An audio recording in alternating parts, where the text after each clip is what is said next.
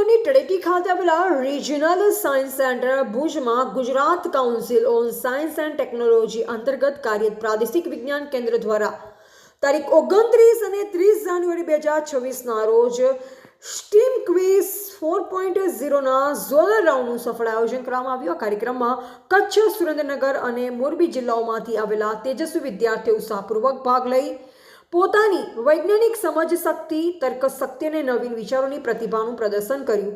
વિજ્ઞાન, technology, engineering, arts અને ગણિત વિષયોમાં વિદ્યાર્થીઓમાં રસ અને જાગૃતિ વધે તે હેતુથી આયોજિત આ ક્વિઝ સ્પર્ધા શૈક્ષણિક દ્રષ્ટિએ અત્યંત ઉપયોગી સાબિત થઈ હતી।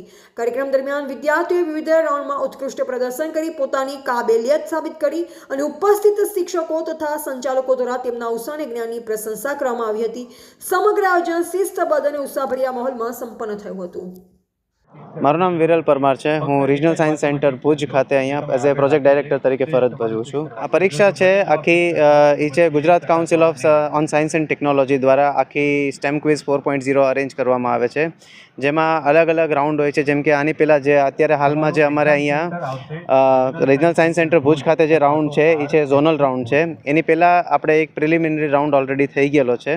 તો પ્રિલિમિનરી રાઉન્ડની અંદર લગભગ 15 લાખ છોકરાઓ લોકોએ પાર્ટિસિપેટ કરેલું હતું અને એમાંથી જે ફિલ્ટર થઈને જે છોકરાઓ આવેલા છે એ બધાએ અલગ અલગ ઝોનલ રાઉન્ડમાં સિલેક્ટ થયા છે। અને ઝોનલ રાઉન્ડ માટે આપણે અહીંયા ભુજ ખાતે 3 ડિસ્ટ્રિક્ટ આવેલા છે, સુરેન્દ્રનગર, મોરબી અને કચ્છ। એમ અલગ અલગ આરએસસીસ જે છે, જેમ કે આરએસસી રાજકોટ છે, આરએસસી ભાવનગર છે, આરએસસી આપણે પાટણ છે, એમાં અલગ અલગ ડિસ્ટ્રિક્ટના છોકરાઓ પણ ત્યાં ગયેલા છે।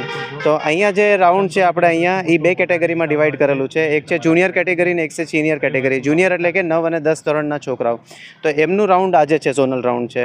10 અને 11 અને 12મા ધોરણના છોકરાઓ છે એમનું ઝોનલ રાઉન્ડ છે એ આવતીકાલે છે। તો આવી બધી સ્ટેમ ક્વિઝ જે આવી જે પ્રતિયોગિતા જે કરવામાં આવે છે એનાથી છોકરાઓને ઘણો બધો લાભ થાય છે। એનાથી એમને નોલેજ મળે છે સાયન્સ, ટેકનોલોજી, એન્જિનિયરિંગ, મેથેમેટિક્સનું। સાથે સાથે જેમ આપણે સ્ટેમ ક્વિઝમાં જે એડવર્ટાઇઝમેન્ટ કરી હતી એમાં આપણે 2 કરોડના પ્રાઇઝ મની પણ રાખેલા છે, જેની અંદર અલગ અલગ ડિવિઝન કરેલું છે। એમાં ઘણા છોકરાઓને સ્કોલરશિપ મળશે, ઘણા છોકરાઓને અલગ અલગ ટાઈપના પ્રાઇઝીસ એમને આપવામાં આવશે। પણ એ બધા પ્રાઇઝીસ છે એ આ રાઉન્ડ પતે એની પછી ગ્રાન્ડ ફિનાલે રાઉન્ડમાં એ લોકોને આપવામાં આવશે।